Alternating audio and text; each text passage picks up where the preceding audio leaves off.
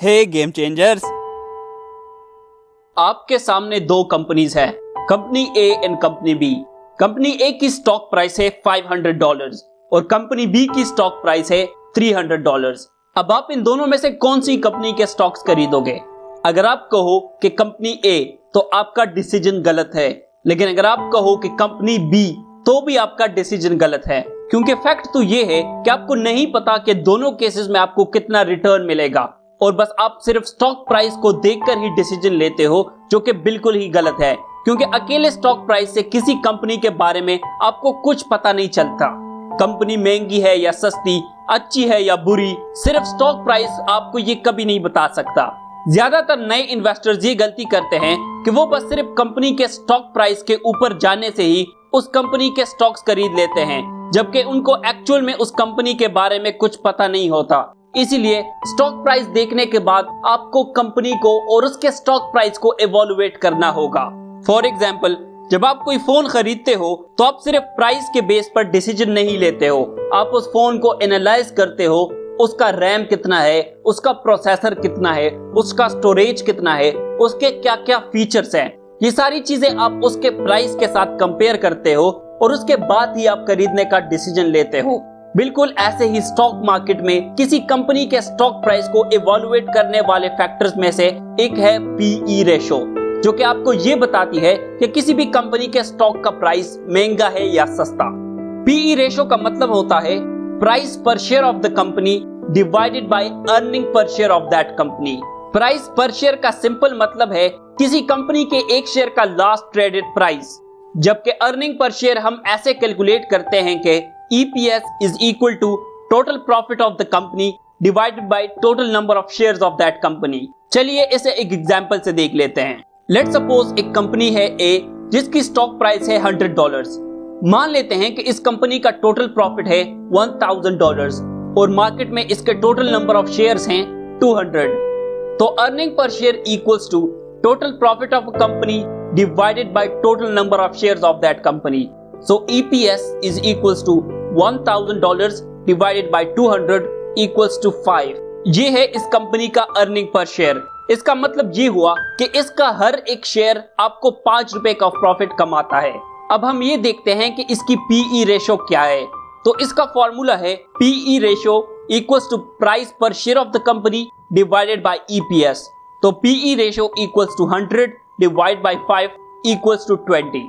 इस PE ratio का मतलब ये हुआ कि इन्वेस्टर उस कंपनी में स्टॉक प्राइस के 20 गुना ज्यादा पे कर रहे हैं।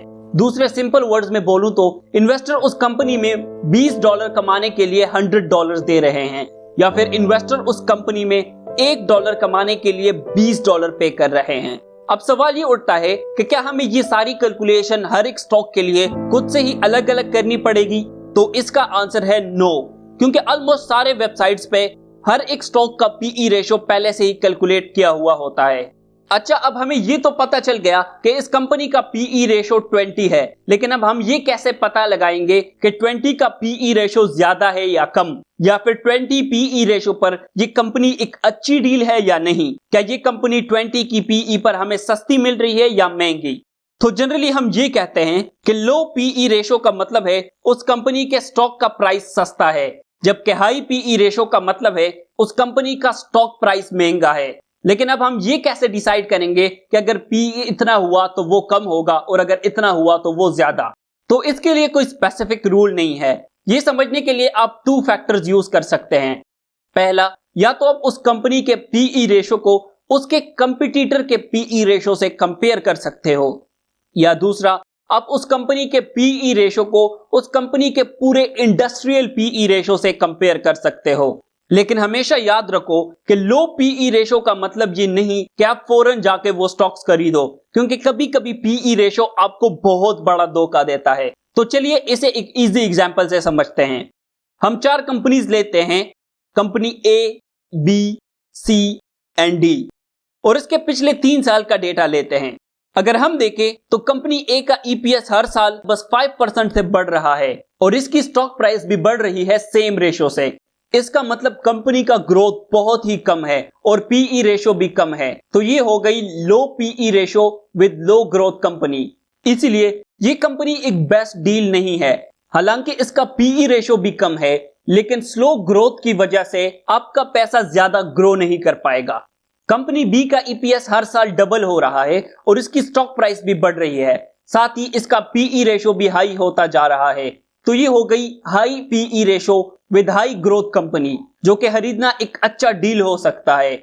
देखो, इसका पीई रेशो तो हाई है, फिर भी ये ज्यादा महंगा नहीं है, क्योंकि कंपनी की ग्रोथ ज्यादा है।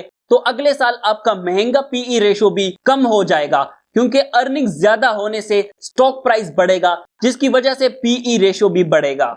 लेकिन जो सबसे ज्यादा बेस्ट डील है, और जैसे इन्वेस्टिंग की दुनिया के सबसे रिचेस्ट इन्वेस्टर वॉरेन बफेट भी लेते हैं, वो है कंपनी सी। अगर आप देखें तो इसका अर्निंग पर शेयर हर साल बढ़ रहा है, लेकिन किसी वजह से इसका स्टॉक प्राइस कांस्टेंट है, जिसकी वजह से इसकी प्राइस टू अर्निंग रेशियो भी कम है। जिसका मतलब ये है कि आपको एक बहुत ही हाई ग्रोथ वाली कंपनी उसके एक्चुअल प्राइस से भी सस्ती मिल रही है, जिसे कहते हैं वैल्यू इन्वेस्टिंग। और ये डील सबसे बेस्ट डील है। जबकि कंपनी डी एक ऐसी कंपनी है जिसमें आपको बिल्कुल भी इन्वेस्ट नहीं करना चाहिए। इसका ईपीएस हर साल कम होता जा रहा है और स्टॉक प्राइस भी कम हो रहा है, जिसकी वजह से इसकी पीई रेशो बढ़ रही है। तो बाहर से ऐसे लग रहा है कि कंपनी ग्रोथ कर रही है, लेकिन एक्चुअल में ऐसा नहीं है। एक्चुअल में आपको एक लॉस वाली कंपनी अपने एक्चुअल प्राइस से भी महंगी मिल रही है। तो आपको हमेशा ऐसे कंपनी से दूर रहना चाहिए। दोस्तों, आपको हमेशा सिर्फ पीई रेशो पर डिसीजन नहीं लेना चाहिए। आपको हमेशा कंपनी के पिछले फाइनेंशियल रिपोर्ट्स एक बार जरूर पढ़ लेना चाहिए, उसके बाद ही आप किसी कंपनी के खरीदने का डिसीजन लो।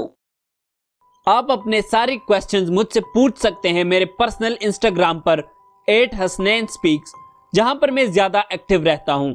हम सब साथ मिलकर एक दूसरे की हेल्प करेंगे और एक दूसरे को ग्रो करेंगे। And as always, thank you so much for watching.